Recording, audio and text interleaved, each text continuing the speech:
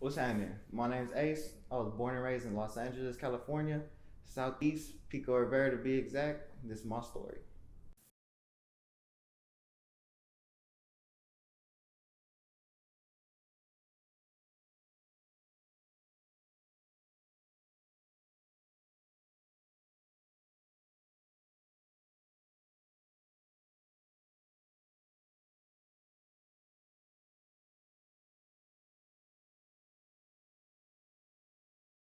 In Los Angeles, it was always some shit.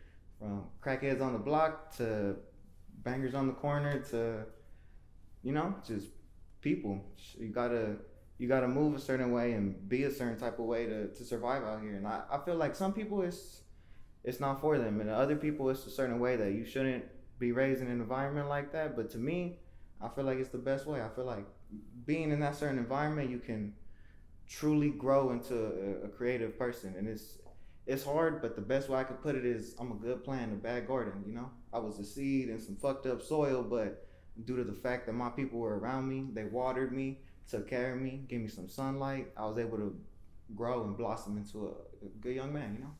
Reflecting back on life, there was some moments that were core memories, but growing up, it's just another day in the neighborhood. It's just life. There's nothing you can get around it. It's rough, and for those parents who shelter their kids, it's something that I never had. I wasn't sheltered. I was shown the world, because at the end of the day, I'm gonna grow up, and my parents ain't gonna be here. So, what good is it hiding that shit from me? They got showed to me so I can understand and experience it for myself. It was my mom, my grandparents, my auntie, my other auntie. You feel me? It takes two people to make a kid, but it takes a village to raise a kid. You can't just have one person, because it's not gonna work. It's like running a business by yourself. It's just too many hats to wear. You can't wake up, go to work, and take the kid to school and do this and that. And unfortunately, in this world, there is people who have to go through all those things and do that and really pull it all together. And to them, I tip my hat. I salute them, because they sacrifice for themselves so their kid can have a better future. And that's what I was raised on. It ain't for me, it's for you. Because when I'm gone, it ain't gonna go in the grave. It's gonna go to you. So you gotta teach your kid how to just be the best, do the best. Even if they fuck up, it's a part of the shit. You can't make an omelet without breaking some eggs. Growing up, I was the only child biologically. I was the only child. I was the baby of the family. But throughout my time in the community and throughout my time growing up, my family, we adopt a lot. When I was growing up, I had a older brother that the family wasn't blood, but it was my brother. He took me everywhere. He watched me grow up. We lowrided together. We did everything together. And then as I got older, more people in the community, we kind of took them in as family. My brothers that are in the service currently, we took them in at a young age. I want to say around middle school, and we just been brothers ever since. Sleepovers, barbecues, crazy moments. Just life. We grow together, and feel me. Blood may be thicker than water, but mud thicker than blood. And when you go through some dirt and go through some bullshit, that bond doesn't leave. Don't matter if you blood or not. That bond is there, and it goes through for a lot of people in the community. My family adopts a lot of people. That's all I can really say. My family's close. Like we might want to kill each other every once in a while, but we ain't gonna let no one else kill us. We gonna hold it down for each other, and just when some shit happens and they ain't got it, shit, we got it. So we gonna put it together and just keep it pushing. Cause at the end of the day, that's all you can do is just keep it pushing. And those who are there for you are gonna show up for you. And shit, that's all I can say for my family is they show up. Yeah, my mom being the fact that she didn't really hide shit from me. It was, this is what it is, this is why it is, and that's reality. And, feel me? Either you can suck it up and deal with reality, or feel me, it'll just break you. Describe your mother to us and how you feel about her right now. She a gangster. She'll fuck you up. Shit, if I could describe my mom, it's just a real one. That's all I could really say to it. Like, she a real one in all aspects, from a worker to a mom to a club member to a boss. Feel me? She handles all hats. She take care of business. Feel me? She always says, if you want to see a change, you gotta be the change. So she leads by example. Cause when I was growing up, like my mom, she worked. So I'd go to school, she'd go to work, she'd come home, make food, and she'd go relax. Cause she'd been at work all day. I'd relax too. So it was pretty much, just a routine of, go do something on the weekends, go chill here and there. But man, the fact that my mom's sick, like, honestly, it didn't really set in until the second set of chemo that she was doing that I really comprehend, like, oh shit, like this some real shit, like some big shit. So I didn't really understand it until I started seeing physically like more of it, and then it sucks, it hurts, but I mean, what are you gonna do? Cry about it? What are you gonna do? Sit in the corner? It's not gonna waste time. Nah, we would choose to get up, go do something, go have some fun, go see some shit, go experience some shit. Because at the end of the day, shit, I might die before her. It's the reality of the world. I might walk outside and bam, get hit by a car, struck by lightning. Who the fuck knows? I might die before this interview finishes. It's just the reality of the world we live in. Shit. You feel me?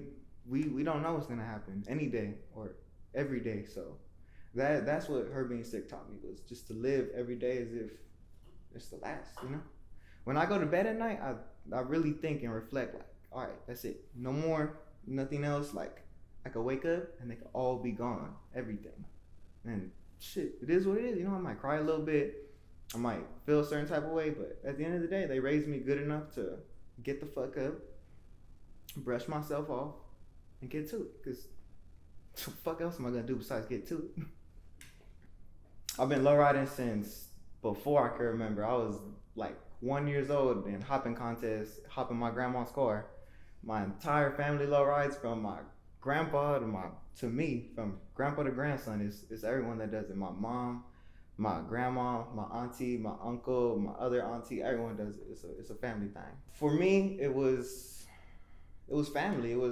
I didn't know no different. I grew up, like I said, before I could even remember. So every weekend, every day, every Sunday, I wake up, Pop's outside working on the cars. I go to bed, Pop's coming inside. It's Sunday, we cruising. It's Saturday, we cruising. It's Wednesday, we cruising. It's a lifestyle. It's not something we do on the weekends. It's not something we do every once in a while. It's everyday activities. Like, we wake up and we do this shit. It's not So for the community though, it was everything to me. It was my family. Like, they weren't my blood, but this is my family. It's my big brother. This is my Thea. Feel me? This the homie that does photography. This the homegirl that paints. This the homie that owns a body shop. And I connected with all these people. These people were my peers. Like, my pops, he owned a body shop when I was a little kid. My uncle owned a body shop when I was growing up. So throughout my entire life, I just seen cars. It was nothing else. It was just, that's what it was. And then to see people in the community, I seen people go from a lifestyle that I came from and do great things, own cars, own businesses, host art shows. So to see that, I was truly inspired, and it made me, be like, hey, they could do it. I could do this shit too. So I go pick up the camera, I'll pick up the paintbrush, I'll pick up the wrench, and I'll give it a shot, because that's what it's about. You can't knock it till you try it. You gotta just give it a shot, because you never know which one's gonna be a home run. You might strike out a couple times, but shit, you just might be Beirut. But yeah, I've been lowriding since before I can remember. My pop's been building cars since the 70s. His pops before him gave him his first car, and through the generations, he gave his daughter his first car, and then that's my mother, and she gave me my first car. And ever since then, I've just been steadily building it. And now, thankfully, it's out, on the streets, and switches on these bitches. You feel me? I'm on the switch like a pimp on a bitch.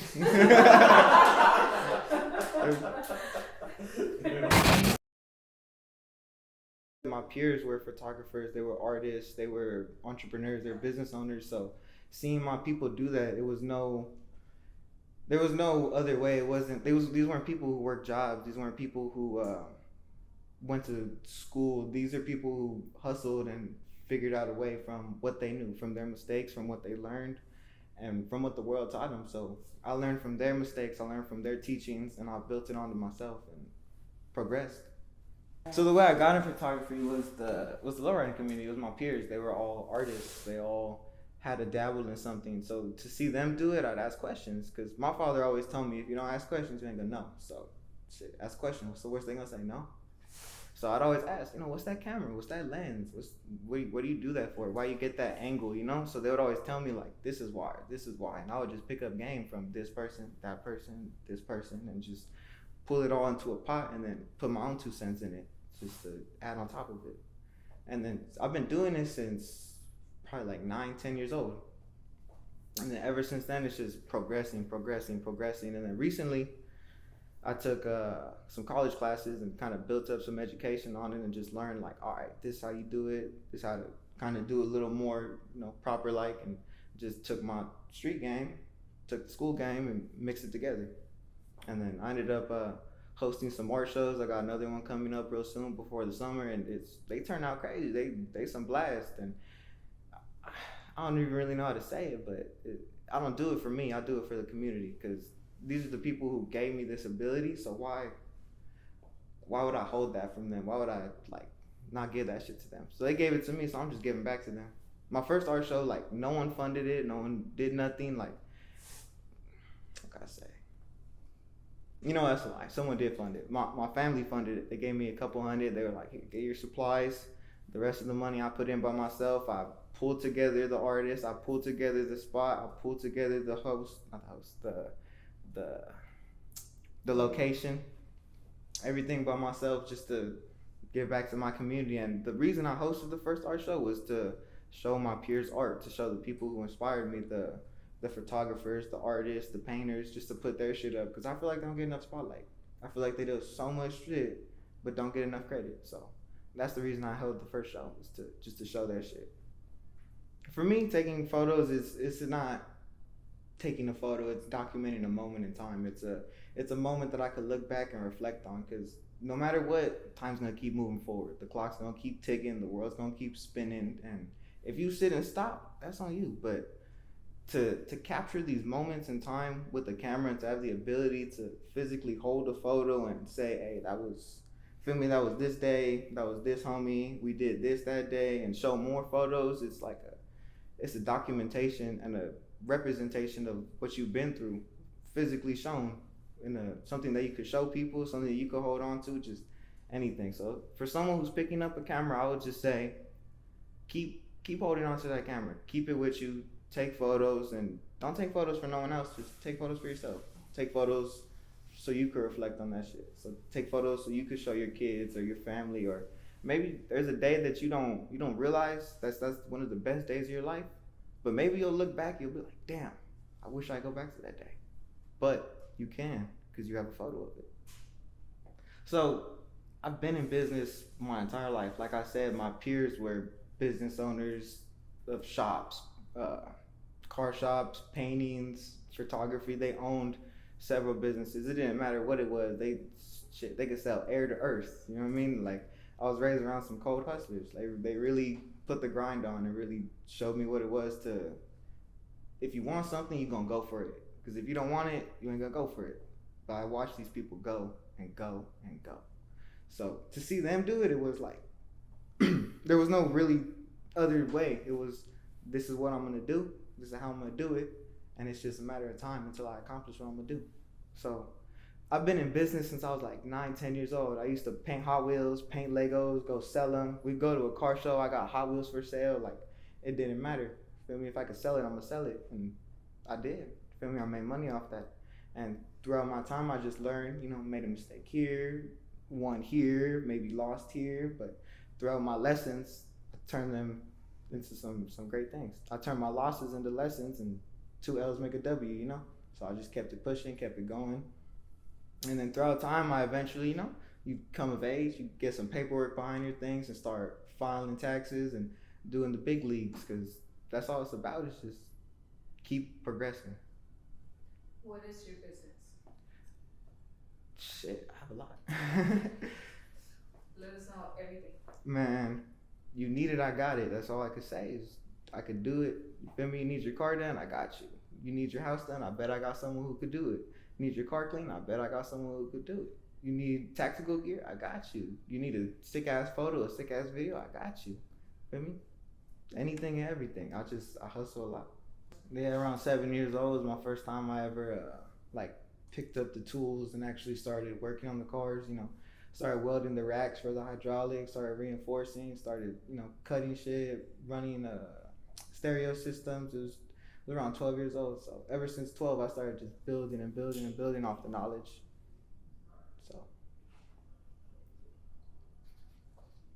There was no real way. There was like no real way I started. Like I just woke up one day and it was like, all right, I'm welding now. Like it was just. Every day was a lesson. Yeah, every day was a lesson. You feel me? Come outside in the backyard.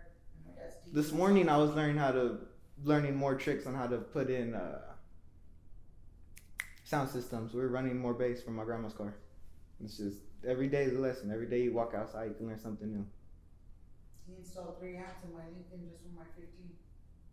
Man, there's this one morning. They told me the night before, like, hey, we got somewhere to go. I think it was like a Sunday or something.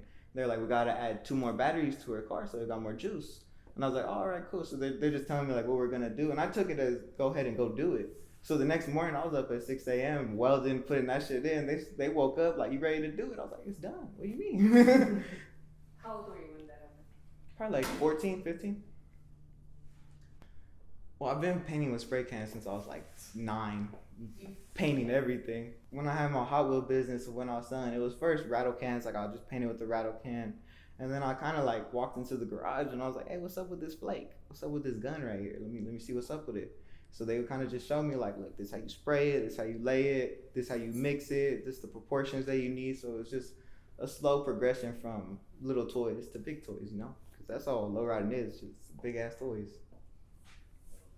But yeah, I'd probably say it was around, can't even say. I probably like from anywhere from the ages of 9 to like beyond, I was probably painting some shit. Like, I remember one time me and my homie, we were just walking down the street, and you know those like little RC cars you put babies in? We found one and we were like, fuck it, let's take it. We took that shit, got some spray cans, went home, painted it up. Just like for no reason, but it's just, I love painting shit, like always. I feel like the best plans are no plans. You can't plan out a good time. You can't touch the same water in the same flowing river at the same time. It's just, it's impossible. So that's all we really do is just, we get in the car. You know, I take my cameras because that's what I like to do. We drive around the city because that's what we love, and, you know, find shit, laugh at shit, make memories, make experiences, and just live life because it's all you can really do. Every day I wake up and think about quitting. Every day I struggle. Every day I think maybe this ain't it. Maybe I ain't gonna make it. Maybe I'm gonna fail. Maybe I should get a 9 to 5. And then maybe I say, fuck that. Maybe I say one day I might fall, but the next day I'm gonna get up. Or maybe that day I'll get up. But no matter what, I'm gonna keep it pushing, because at the end of the day, what else is there besides your dream? You're gonna go live someone else's dream? You're gonna do someone else's work? Nah, I'd rather do my work. I'd rather struggle for what I believe in than struggle for what someone else believes in. I'm gonna hold it down for myself. So my specific businesses that I'm running right now is photography, and then I co-own a tactical gear company called Elite Advantage. If you need any tactical gear, you feel me, you could DM Elite Advantage, you can email us, you can use Search Elite, and we can find anything and everything that you may need. For photography, you can find it at Los Angeles Documentation on Instagram. Any photo shoots, any videos you need, any creative directing, I'm always there to help. Feel me? Anything you need, you can just hit the DM. So everything, all my businesses are just to help myself and help the community. So if y'all need anything, y'all just tap in. And if y'all need any work on your classics, from bombs to trucks to switches, anything you need, you can get at Elusive Car Club. Man, all right, I appreciate y'all for checking out the episode. If y'all want to contact me, if y'all need any help with anything, you can catch me at Los Angeles Documentation on IG, or you can catch me in the streets maneuvering through the land. Feel me? Catch me in that blue baby Lincoln.